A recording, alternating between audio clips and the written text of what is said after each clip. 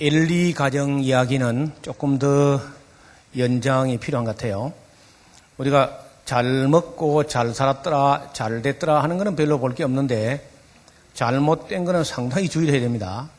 그렇게 우리가 남 잘하고 복 받는 것만 보고 교훈을 받는 게 아니라 잘못돼 가지고 어려움 당하는 그런 가정 이야기도 필요하기 때문에 성경에 수록되어 있는 겁니다.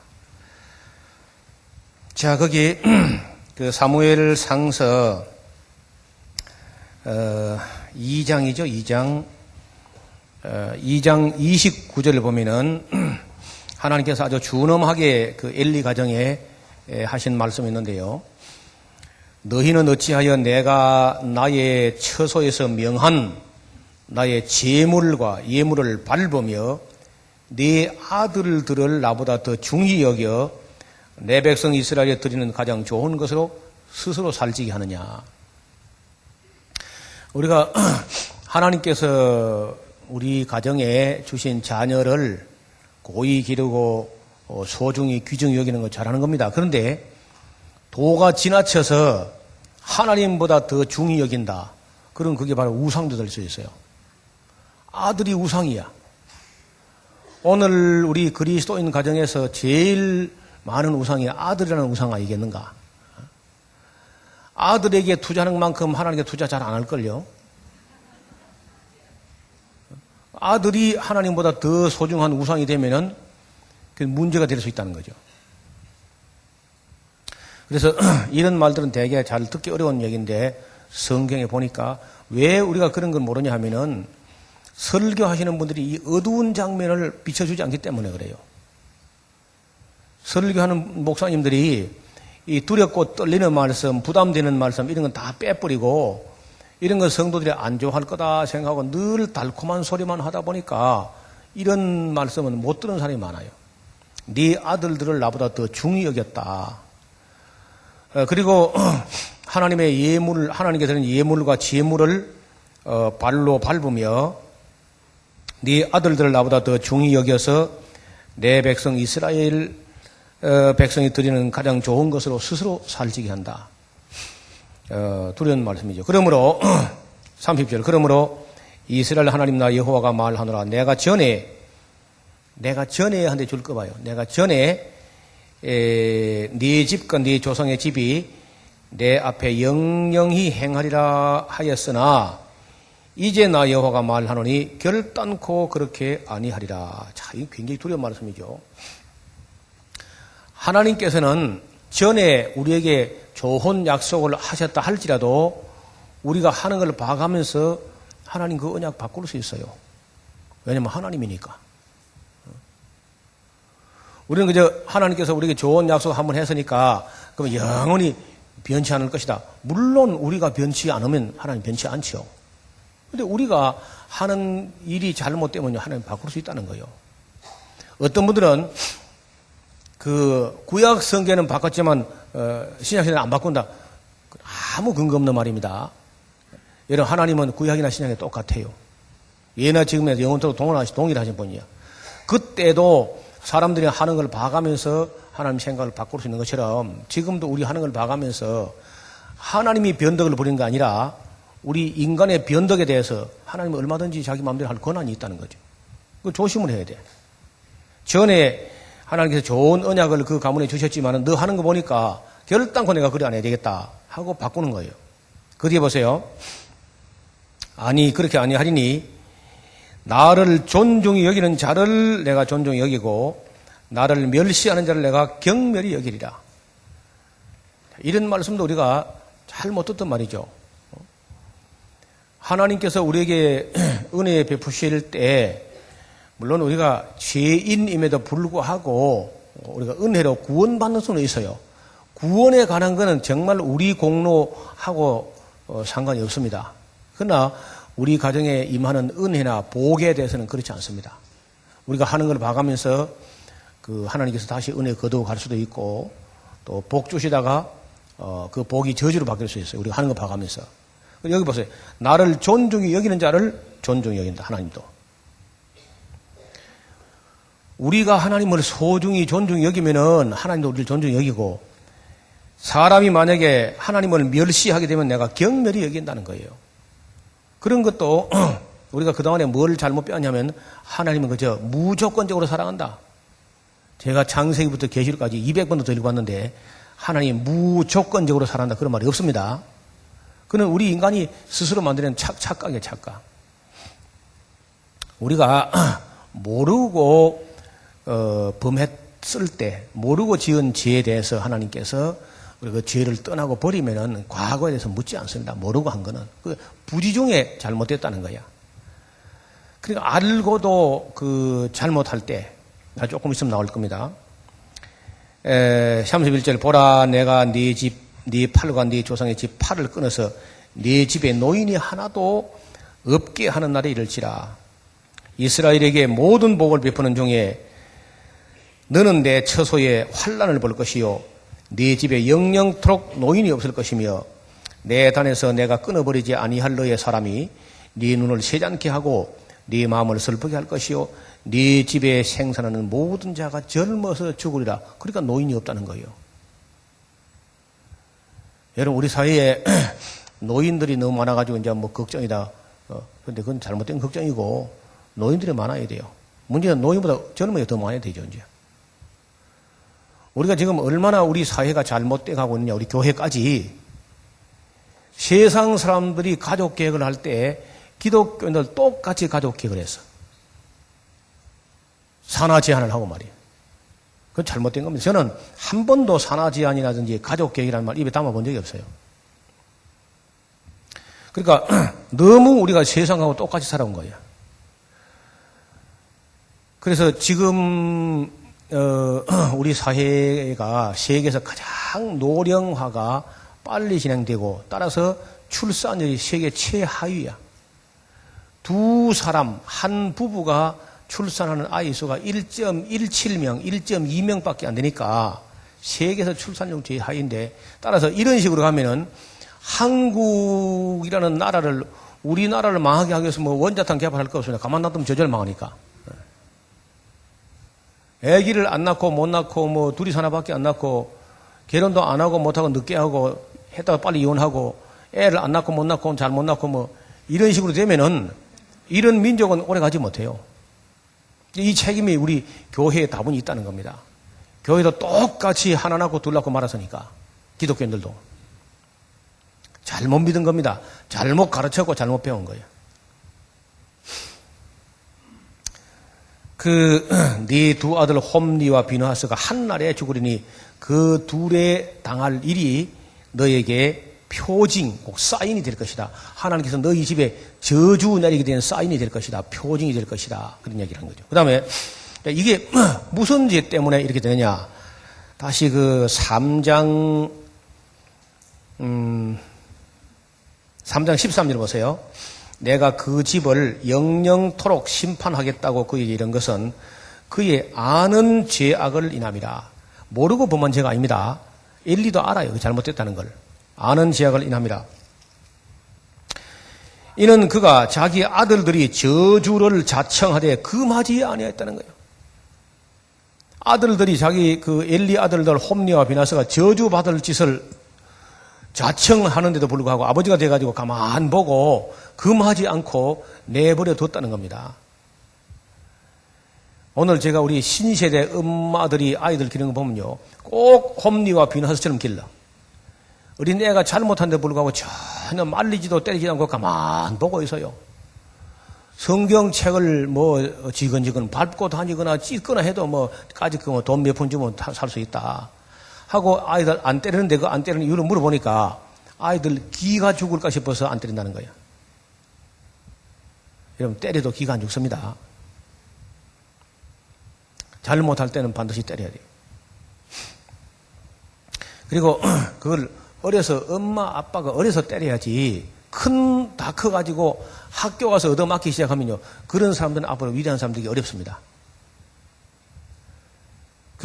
마땅히 행할 길을 어린 아이에게 어머니 아버지가 초달해야 돼. 학교 선생님 보고 체벌이 된다 안 된다 그런 말도 꺼내면 안 되고 어머니, 아버지가 그것도 중학생만 되면 이제 못 때립니다. 그때는요. 너무 커서. 유치원생 들어갈 정도, 늦어도 초등학교 2, 3학년, 3학년만 넘어도 때리기는 어려워요.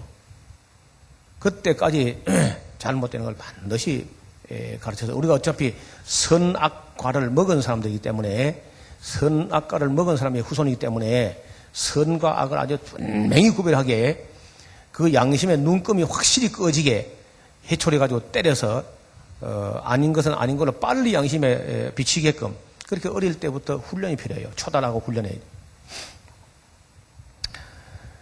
자, 그 다음에 14절. 그러므로 내가 엘리 집에 대하여 맹세하기를 엘리 집의 죄악은 재물이나 예물로나 영영이 속함을 얻지 못하리라 하였노라. 그럼 끝장입니다.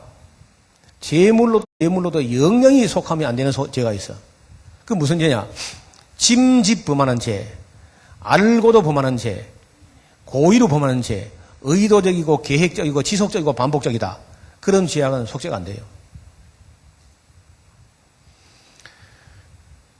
우리가 성경에서 보통 용서되는 죄악이라는 것은 모를 때 범한 거, 부지 중에 범한 거, 고의성이 없는 거, 일회적인 거, 단순 과거형으로 지어놨던 돌아보니까 이제 와서 보니까 이 잘못했다. 이런 거는 다 자백하고 하면 용서받을 수 있으나 그게 아는 죄악은 이납니다. 아들들이 저주받을 짓을 자청하되 금하지 않고 내버려뒀다는 거야. 이것 때문에 그 집안의 죄악이라는 것은 영원히 재물로도 예물로도 속함을 받지 못한다. 이런 부분들이 성경에 있지만은 일절 이런 건 안 보고 하나님께는 하나님 앞에 무슨 죄든지 그저 자백하면 사함받을 수 있다. 이런 헛소리를 하는 헛소리.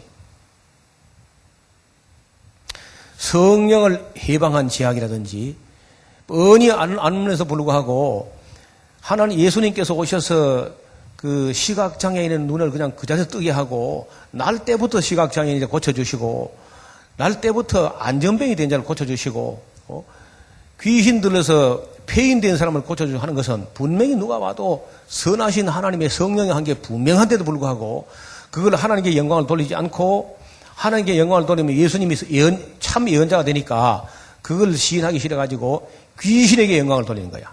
제가 귀신의 왕 바알세불을 집해가지고 저런 능력이 어서한다. 이건 성령 해방죄에 해당한다는 거예요. 이런 죄악들은 금세나 내세에 영원히 속함받지 못한다. 그런 말씀이 참 두렵고 떨리는 말씀이고 우리가 조심해야 될 말씀인데 그런 건 예사로 그냥 제껴버리고 달콤한 이야기, 초콜릿 같은 설교 이런 것만 듣고 우리가 자란다는 거예요. 성도들이. 아무튼 여기 엘리 집에 이런 예언이 있었고 얼마 안 가서 이 말씀들이 문자대로 다 이루어집니다. 엘리의 아들 홈리와 비나스가 한날 한 전투에 나가서 죽게 되고 여호와의 법궤는 빼앗긴 바 되고 여러분 이스라엘 전 역사를 통틀어서 하나님의 법궤를 이방 나라에게 뺏겼다는 것은 그 민족의 국치일 국민적 수치에 해당하는 날짜예요. 이게 누구 때에 이러냐? 바로 이 아들 둘을 잘못 길러가지고 그게 아들도 보통 아들이 아니고 제사장 아들인데 잘못 길러가지고 이런 끔찍한 일을 당하는 거예요. 다음 우리가 목회자들의 자녀가 또 이렇게 빗나가는 수가 있어요. 그 목회자의 자녀가 빗나가면 참 어렵습니다. 목사님 말도 안 듣는데 누구 말 듣겠어요? 제가 아는 어떤 그 목사님 아들이 이단에 빠진 거예요. 그러니까 목사님이 어떻게 하지 못해요. 목사님이 어려서부터 낳아서 지금까지 길렀는데 아이가 이단에 빠졌단 말이에요.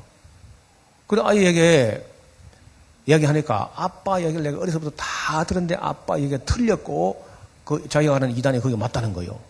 그럼 아버지는 지금 할 말 다 했는데 지금 와서 아버지가 한테 틀렸다니까 뭐 아버지는 할 말이 없죠. 그래서 이제 그 아들이 이단에 넘어간다 할 때 그 목사님으로서는 목회 생명 끝나는 거야. 자기 아들도 바로 바른 길로 인도 못하는 사람이 누굴 인도하겠어 바르게. 그래서 아버지가 이제 연구하고 국리 하다 못해가지고 뭐라고 제안했냐면 야 그래도 내가 말이야 너희 아빠야. 너를 낳아서 길러준 너희 아빠인데, 근데 마지막으로 소원이 하나 있다. 그럼 뭔데요? 그래. 만약에 가서 그 노후호 목사가 하는 그 에스라 성경 강좌라는 곳이 있는데, 거기 가서 네가 성경을 한번 들어보고, 그래도 네가 옳거든. 어쩌겠나 막 가라. 그래갖고도 너가 그게 옳다 싶으면 가는 거 안 말리겠다. 근데 그 정도 하나 소원 들어줄 수 있겠나? 그건 들어주지요, 아들이요. 그래가지고 아버지하고 아들하고 둘이 함께 왔어, 함께. 근데 아버지도 나한테 한번 와보다 나고 자기가 이제 어떻게 소문 들었는지. 그래서 같이 와가지고 구약 성경 절반도 안 들어서 아들이 자기 아버지한테 가서 아빠 제가 죽을 죄를 잘 말씀드려요. 엉뚱한 데 가서 한눈 팔다가 어디에 빠졌다고. 아이고, 그런데 그 아버지가 자기 아들이 죽었다가 다시 사는 것보다 더 소중하다는 거야. 성경을 바르게 못 가르치거나 안 가르치기 때문에 그런 일이 벌어지는 거예요. 또 제가 아는 어떤 목사님은요, 사모님이 이단에 빠진 거예요. 또 목사님 사모님이. 그리고 제가 그 교회 집회를 2번이나 갔거든요. 그런데 더 놀라운 것은 제가 참 그 교회의 그 성도의 수준에 대해서 내가 참 놀라우는데, 사모님이 이단에 빠졌는데 그 목사님을 위로하고 그 목사님을 사임하게 하는 것도 아니고 그대로 같이 신앙생활을 해요. 그리고 내가 참 가슴 아파서 내가 말도 못 꺼내는데, 그리고 오랜 세월이 지나서 아마 뭐 정확하지 않습니다. 제가 그 집회에 다녀온 그 교회 집회를 2번씩 다녀왔는데, 뒤에 들어보니까 그 사모님이 회개하고 돌아왔다는 거예요. 누구 승리냐면 성도의, 그 교회 성도들의 승리야. 사모님도 바른 길로 인도 못하는 목사하고 목사를 내쫓았다면은, 그러면 보통 교회 될 텐데, 그 사모님이 그렇게 된 목사님인데 혹시 모시고 있었어요. 그 교회가. 서울에 있으면 서울에. 제가 그래서 그때 그 목사님보다 내가 참 더 존경스러운 게 성도님들이 참 수준이 정말 존경스러운 거, 지금도. 그래서 이런 참 끔찍한 일들이 있는데, 여기도 보면 또 있지 않습니까? 봐. 제사장 아들인데 이 모양 되었어. 또 여러분 아론의 아들들이 있죠. 아론의 아들들. 아론의 아들 나답과 아비후가 여호와께서 명하지 않은 다른 불을 들이다가 불에 다 죽었죠. 그것도 제사장 아들이에요. 제사장 아들. 그 목회자 자녀들이 때로는 이게 빗나가는 수가 있는데, 왜 빗나가냐면요, 그 강요된 경건, 부담스럽게 억지로 강요된 경건, 맨날 그냥 들어가면서 예배드리자, 나가면서 예배드리자, 뭐 가정 예배드리자, 날마다 오나가나 예배가 진력이 나버린 거예요, 아이들이. 그리고 반발 심리를 가지고 강요된 경건에서 반발하는 심리가, 타락한 목사 아들도 원자재가 다 아담의 자손이야. 그 타락한 빗나가는 아들이 있을 수 있다는 거예요. 저는 그런 목회자 아들 중에 빗나간 사람을 상당히 많이 봤어요. 그리고 그것이 이제 항상 어려서부터 너 목사 아들이 돼가지고, 너 목사 딸이 돼가지고 말이야, 이렇게 욱박지르는 바람에 그게 굉장히 내가 목사 아들 되고 싶어 되냐 그러면서 반발하는 거예요. 여러분 좀 이따 보면 이제 사무엘의 아들들이 빗나간다니까. 사무엘 아들들. 요엘과 아비야가 또 빗나가가지고 잘못해요. 그러니까 지도자, 굉장한 지도자는 있는데 아들까지 굉장한 사람은 잘 없어요. 그 한 사람은 굉장한데 그 한 사람의 아들은, 굉장한 사람의 아들들은 별로 굉장하지 않은 수가 많은 거야. 아버지 그늘에 그냥 걸어서 크도 못하는 사람도 있고, 아버지의 경건에 그냥 강요돼가지고 억압되는 그런 억지 경건이 있다가 나중에 반발하는 그런 일이 있다는 거예요.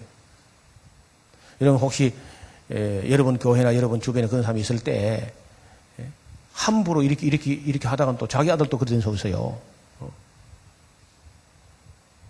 그래서 제가 이 성경을 공부하고 역사를 공부하면서 그 느끼고 깨달은 것 중에 하나는, 자기 아들들은요 아무도 장담 못해요.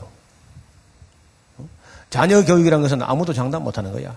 여러분, 다윗이 얼마나 경건하고 얼마나 정직하고 얼마나 성실한 사람인데, 그 다윗이 아들 중에 아들 같은 놈은 한 놈도 없어요. 암놈이나 큰 놈이나 작은 놈이나, 압살롬이나 죽일 놈이나 다 그 놈이지, 다. 그렇죠?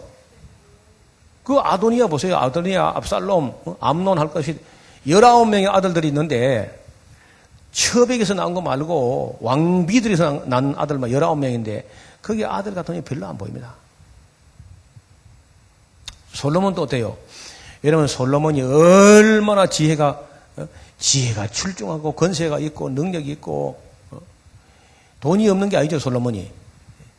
근데 자녀 교육은 내가 볼 때 거의 실패한 것 같거든? 아니, 솔로몬 아들들이 몇 명인지 잘 몰라요. 성경도 아예 포기했는가 봐, 세기를. 여자가 1000명인데 솔로몬의 여자가 한 명씩 나도 1000명 아니, 그렇죠? 나는 솔로몬의 아들도 아들이지만은, 솔로몬이 그 자기 아내 1000명 갖다 이름 다 기억했는지 그건 늘 걱정이라요. 우리 같으면 맨날 처음 뵙겠습니다 하다 또 실수하고.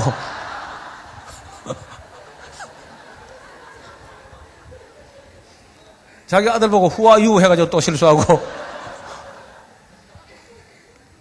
모르지, 이제, 솔로몬이 하도 지혜가 뛰어나서 다 기억했는지 몰라도, 어떻든 그 많은 아내들, 그 많은 자녀들 교육을 하기 위해서, 자녀 교육 교본으로 잠언을 쓴 것 같거든, 잠언.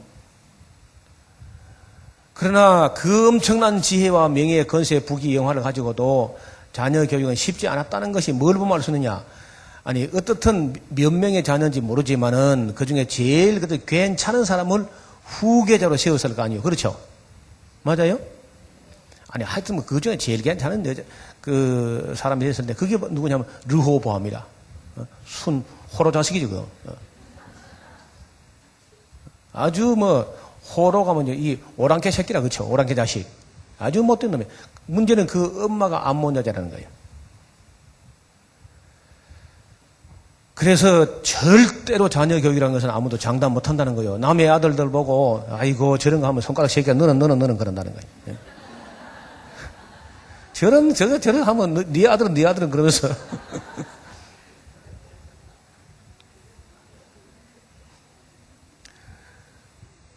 자녀 교육은 참 어렵습니다. 아무도 쉽지 않아요. 다윗도 쉽지 않았고, 솔로몬도 쉽지 않았고, 사무엘도 쉽지 않았고, 그 누구도 말이에요. 엘리 제사장은 만약에 자기가 자녀를 가르치기 위해서 최선을 다했다면은, 최선을 다했음에도 불구하고 아들이 잘못됐다. 그렇다면은 하나님께서 봐줄 수 있는데, 저주받을 짓을 자처하는데 금하지 않았다는 거야. 지금 우리가 신세대 엄마들 아이들 기능 보면요, 가히 홈리와 빈하스처럼 딸들은 롯의 딸들처럼 길러놓고 있는 거예요.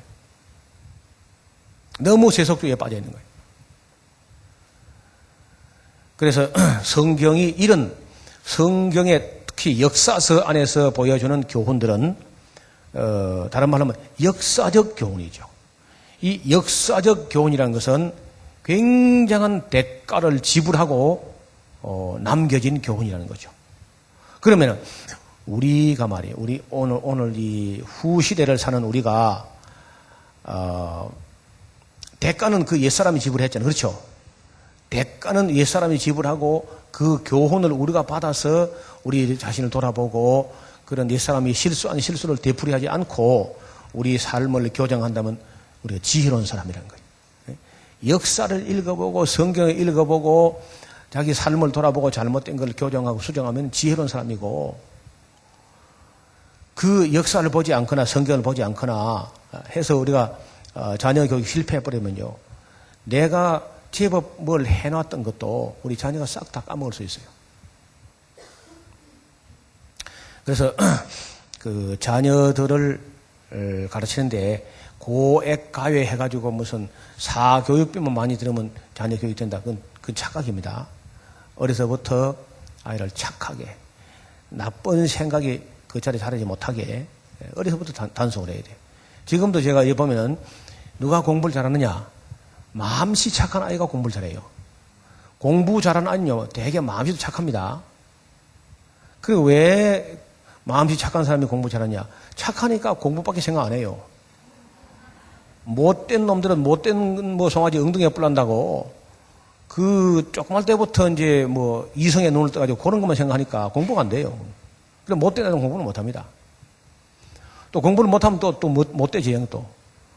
그 성격이 못되지고 이렇게 되면 그는 고액가액 안 돼요, 그는.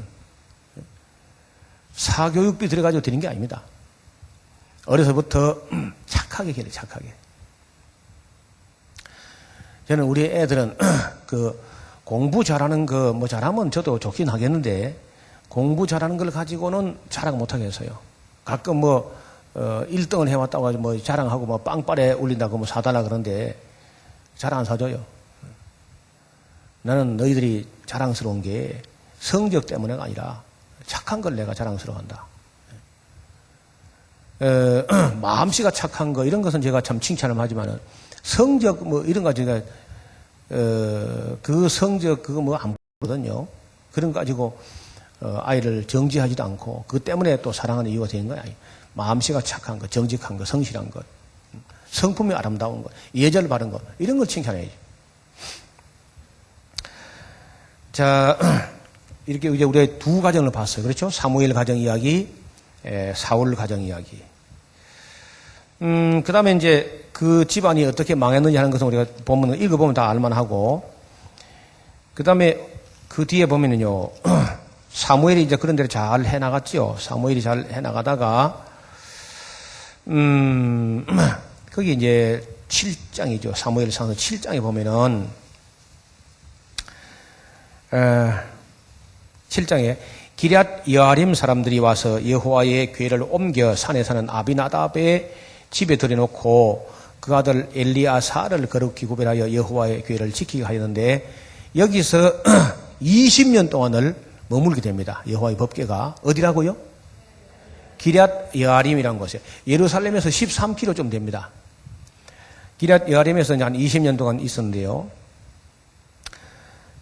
7장 3절 사무엘이 이스라엘 온 족속에게 일러 가로되 너희가 전심으로 여호와께 돌아오려거든 이방 신들과 아스다롯을 너희 중에서 제하고 너희 마음을 여호와께로 향하여 그만 섬기라. 너희를 블레셋 사람의 손에서 건져내시리라. 이에 이스라엘 자손이 바알들과 아스다롯을 제하고 여호와만 섬기니라. 이것만 해도 큰 공로죠. 지금 모세 여호수아 이후에 온갖 이방신을 섬겨서 타락해버린 사람들을 사무엘이 나타나가지고 하나님을 섬기려면 똑바로 섬겨라. 여러분, 하나님을 섬긴다는 것은 다른 모든 신을 섬기지 않고 섬겨야 하나님 섬기는 거야. 다른 신을 섬기면서 하나님 섬기는 건 말이 안 됩니다. 그건요. 우리가 능력이 많으니까, 시간도 많으니까 다른 신도 섬기고 여호와도 제일 많이 섬기고 이게 되는 게 아니야. 하나님을 섬기는 사람은요, 다른 모든 신을 내버려야 돼. 그래서, 우리가 제1계명이 바로, 나 외에 다른 신을 네게 있게 하지 마라. 1계명부터 지켜라, 1계명부터. 사무엘이 이제 그렇게 했을 때, 백성들이 바알과 아스다롯을 제하여 버리고 여호와만 섬겼다. 그러고 나서, 사무엘이 가로되 온 이스라엘은 미스바로 모이라 하면서 미스바의 대집회를 하게 됩니다. 그렇게 이제 사울이 이렇게 사무엘이 살아있는 동안에는 그래 잘 했는데 문제는 8장에 와서 나와요. 문제가 어디 나오냐 보세요. 사무엘 상서 8장 사무엘의 늙음에 그 아들들로 이스라엘 사사를 삼았으니 그러니까 사사시대라는 게 사실은 사무엘 때까지만이 아니고 사무엘 아들 때까지 나간 거죠. 사무엘 아들도 사사예요, 사사. 사사란 말은 판사라고 했죠, 판사, 쇼페팀. 사사를 삼았으니 장자 이름은 요엘이요. 요엘 하는 말은 여호와는 엘로힘이다. 차자의 이름은 아비야라. 야훼는 아버지다, 나의 아버지다 그 말이죠. 그들이 부엘세바에서 사사되니까 부엘세바라는 것은 이스라엘 최남단 도시입니다. 그 남단 도시에 있는 그 지방에서 이제 판사가 됐는데 8장 3절 그 아들들이 그 아비의 행위를 따르지 아니하고 이를 따라서 뇌물을 취하고 판결을 굽게 하니라. 잘못됐죠? 아니, 이거 봐요. 사무엘의 아들들이야. 제사장 아들입니다. 제사장 아들이고 제사장이면서 또 판사야. 이런 사사가 처음 재판관 사사가 되어가지고 부엘세바에 가서 재판하자마자 바로 뇌물을 받고 재판을 굳게 했다는 거예요. 여러분, 이 재판이 잘못되면요, 어떤 일이 발생하느냐?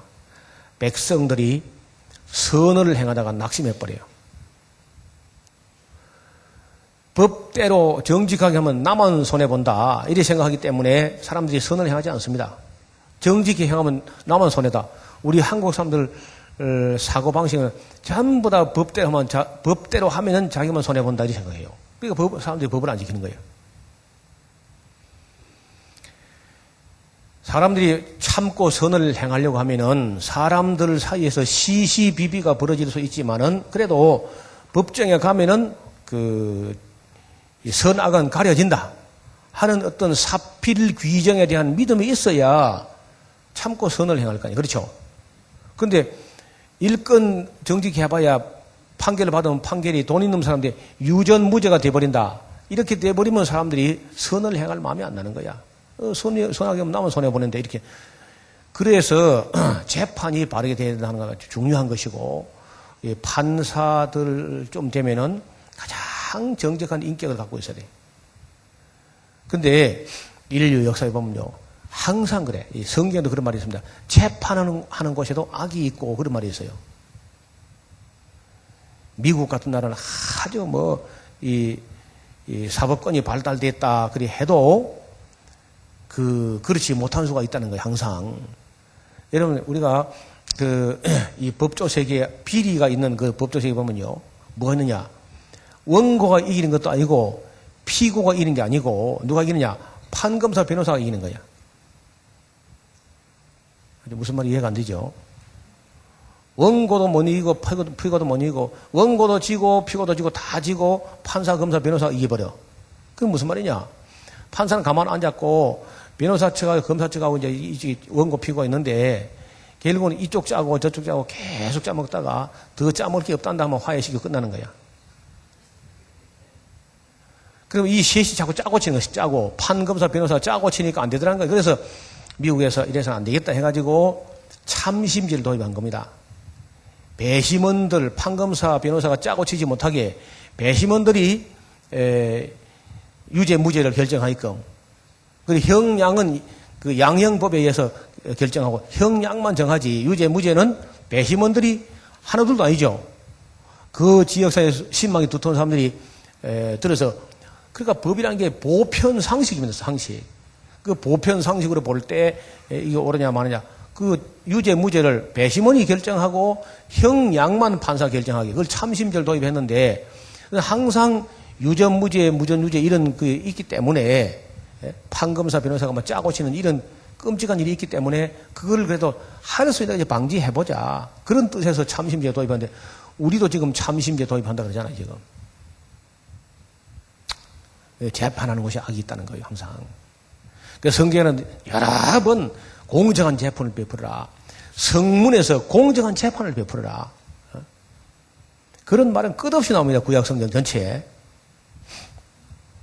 뇌물을 받고 재판을 굳게 했다. 이게 참 큰 일인데, 이리 보세요. 어찌해서 또 이런 일이 벌어지느냐?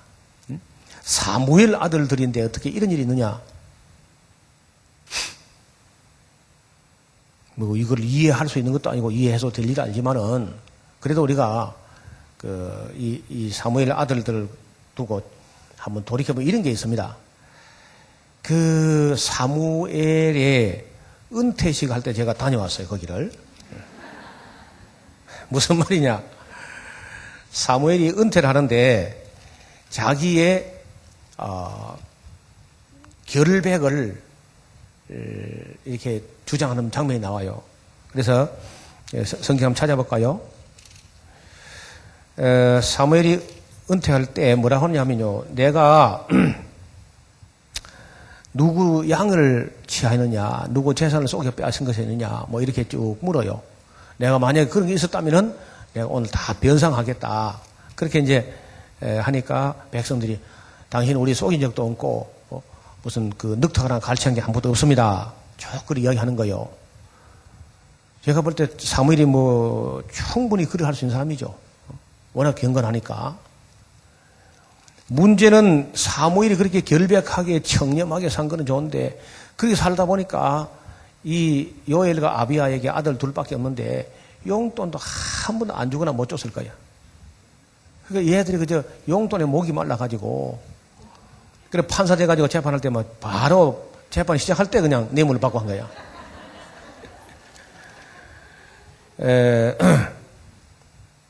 내가 물어보진 않았는데 그런 것 같아. 저도 그 시골에서 이렇게 늘 개척교회 어려운 개척교회를 하고 했는데 그 비슷한 경험을 했거든요. 한번 볼까요? 사무엘상서 12장. 사무엘상서 12장 이런 말을 해요.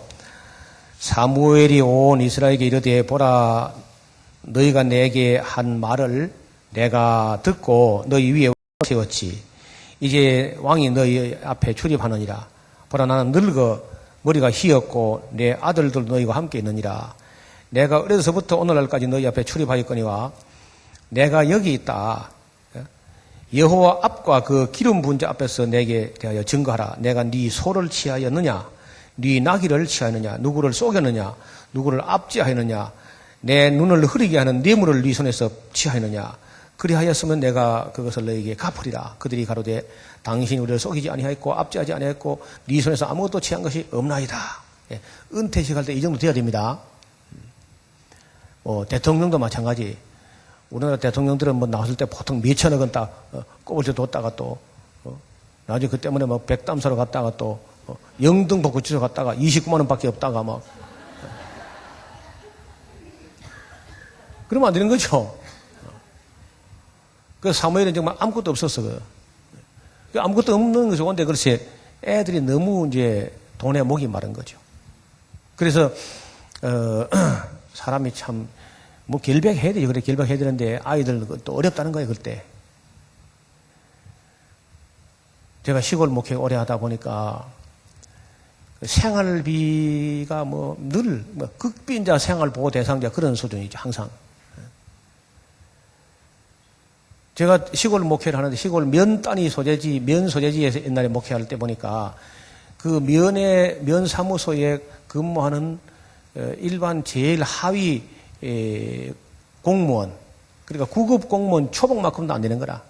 10년, 20년째 목회를 하는데 20년째 목회하는 시골교회 목사의 생활비가 구급 공무원 초급 공무원만큼도 안 돼. 신학대학을 하고 신학대학원 나와가지고 살아가는 게 막. 근데 우리 애가 이제 크면서 예배당하고 사택한테 붙어 있었거든요. 근데 집이 얼마나 커요? 그리고 보기는 우리 집이 동네 제일 큰 거야. 그리고 뭐 우리 아빠가 올라가면 항상 교회에 가서 설교하고 뭐 하니까 자기 아빠가 뭐 대장인가 이렇게 생겼는가 봐야. 그런데 이제 좀 이따가 이 아이가 2학년 때인가 보면서 우리 아빠가 부자도 아니고 아무것도 아니다. 이걸 안 거요. 그래 2학년 때 제가 이 일기장에 넘겨보니까 뭐라 써놨느냐. 우리 집은 겉으로는 부자지만 속으로는 거지 같다. 그래서 써놨어요.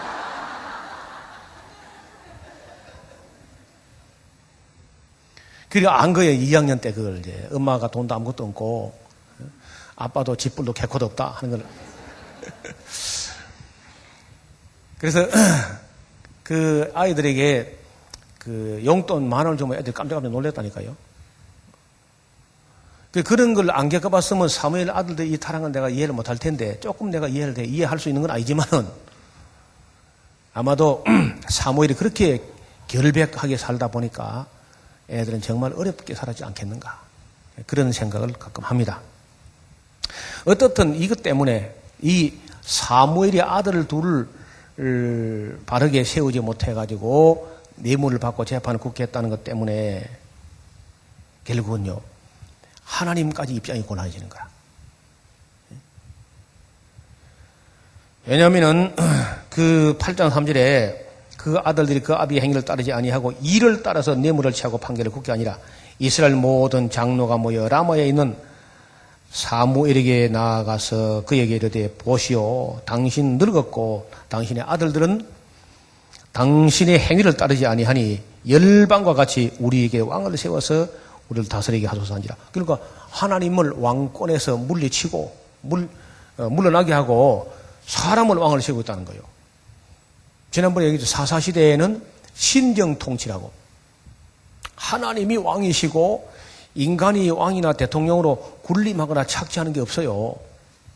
하나님이 왕이에요. 최고 정치제도입니다. 하나님께서 우리의 왕이시고 다만 인간 세상살이에 무슨 시시비비가 벌어졌을 때 그 시비를 가려줄 사람만 있으면 되는 거예요. 이게 신정통치거든. 정치 제도 중에 최고 수준의 제도예요. 문제는 제도는 최고 제도인데 민도가 거기 따르지 못해. 국민 수준이 거기 따르지 못하니까 제도가 아무리 좋아도 민도가 거기 미치지 못하니까 심한 혼란만 초래하는 거예요. 여러분 민주주의라는 게 뭐 삼권이 분립되어 가지고 민주주의 한다 그런 말 함부로 쉽게 하는데 지구상에서 진짜 민주주의는 별로 없습니다. 여러분 몰라서 그렇지 미국도 민주주의가 아닙니다. 미국도 그 국민을 위한 정치 그거는 그 링컨 대통령이 그 게티스버그 전투 현장에 가가지고 뭐 연설할 때 원고가 준비 안 돼가지고 더듬더듬 버벅대다 한 소리야 그게. 여러분 그게 국민을 위한 정치가 아닙니다. 미국은요 자본에 의한 자본주를 위한 정치. 이 자본주의야 민주주의가 아니고. 그건 뭐 또 처음 들었죠. 자본주의에 의한 자본주를 위한 정치라니까. 그래서 미국이라는 나라가 지금 어떻게 되어 가느냐. 중산층이 없어져 버렸어요. 거기는 억만장자하고 샐러리맨만 있는 거예요. 양극화가 그냥 극에 달아 있는 게 미국이란 나라예요. 백만장자는 그건 아무것도 아닙니다. 백만장자는 그 뭐 10억 정도인데 10억 가지고는 그건 뭐 아무것도 아니에요. 그는 한국도 지금 10억은 돈도 아니죠. 지리산성 큰데 여면 크다네. 여러분 뭐 아파트 한 개가 몇십억 하니까 10억 가지고 이거 뭐 백만장자가 뭐 이름도 못 내는 거예요. 그 미국이라는 나라가 억만장자하고 샐러리맨만 있는 나라예요. 중산층이 없어져 버리고 국민들은 절대 부자가 안 되게 만들어놨어. 미국이라는 나라. 그래서 미국 사회가 좋은 사회로 알고 있는 사람들이 많은데 그거는 꽤 오해예요. 어려운 사회입니다. 자, 우리가 이 경제 문제 뭐 이런 것 가지고 다 이야기할 시간은 없고요. 어떻든 이 사무엘 가정이 잘 했어야 되는데 사무엘은 잘했어도 그 아들들이 문제가 있었고 그 아들 때문에 결국은 하나님까지 건져서 물러나야 돼. 하나님이 난 그래서 끝까지 난 내 자리 지킬 거야. 나는 왕이야. 그리고 그리 못해 하나님은요. 세상 사람들이 조금만 불평하면 하나님 그냥 사표냅니다. 그냥.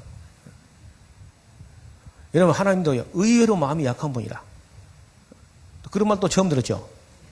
아니 백성들이 싫어하거나 나는 왕이다 그러면서 내가 왜 물러나느냐. 그리 못해 하나님은요. 염치가 많아서 그리 못한다니까. 싫어하면 바로 물러나버리는 하나님께서요. 그래서 결국은 그 하나님 뜻을 갖다 사무엘이 알았는데 사무엘도 기뻐하지 않고 뭐 하나님도 기뻐하지 않지만은 백성들이 자기들이 사람을 우리도 이방 나라처럼 왕을 세우겠다 우기니까 하나님께서 나는 끝까지 내 자리 보존하겠다. 그리 못하고 사무엘 보고 어쩌겠나. 네 아들 때문에 나도 물러나야 되기 생겼다. 할 수 없이 왕을 세워라 그냥. 하고 하나님께서 그저 건자에서 물러나는 거예요. 그럼 하나님은요, 완전히 이제 백수가 된 거죠. 겨우 이스라엘 나라 자기 백성의 왕노릇 한번 해보려 하는데 그것도 하나님도 어려운 거예요. 백성이 너무 무지하고 안 통하니까. 그리고 그 밑에 이제 총리급으로 있는 제사장 아들이 잘못하니까 결국은 이제 하나님까지 건자에서 물러나는. 우리가 여태까지 교회에서 배울 때 하나님은 전능하니까 뭐든지 마음대로 할 수 있을 것이다 생각하고 기도만 하면 다 될 줄 믿는데 이제 오늘부터 우리가 보면서 이거 하나님도 안 되는 게 이렇게 많구나. 전능하신데도 불구하고 하나님도 안 되는 게 이렇게 많구나. 그런 건 이제 계속 볼 겁니다. 여러분 어때요? 어릴 때는 우리 아버지 최고죠. 아빠한테 일러주면 다 되는 줄 알죠. 그렇죠? 근데 좀 크니까 어때요? 아빠한테 일러봐야 안 되죠. 우리 아빠도 별 수가 없구나. 하다가 이제 4살짜리는 우리 아빠 최고다 이렇게 하다가 14살짜리는 뭐라 하느냐. 아빠요? 우리 아빠요? 한마디에 세대 차이 나요. 그래요. 24살쯤 되면요. 이해는 하는데 아빠는 답답하다는 거예요. 34살쯤 되면요. 아빠가 맞는지도 모르겠다 그런답니다. 그래서 우리가 하나님이 저도 전능을 믿습니다. 믿지만은 전능하신 하나님이라도 타락한 인간들을 끌어간다는 어려운 일이에요. 쉽지 않습니다. 이제 역사서를 보면서 그런 거 처절하게 볼 겁니다. 여태까지 우리가 그런 거 안 봤는데 맨날 그 달콤한 소리만 들었기 때문에 하나님도 이렇게 안 되는 게 많구나 그런 걸 전혀 못 보셨을 거예요. 오늘부터 이제 끊임없이 그런 장면을 볼 텐데요. 지금 당장 그 이스라엘의 왕이시던 하나님께서 사무엘 아들 둘이 잘못하는 바람에 건져서 물러나야 되는 이 끔찍한 이야기를 우리 8장에서 보는 겁니다.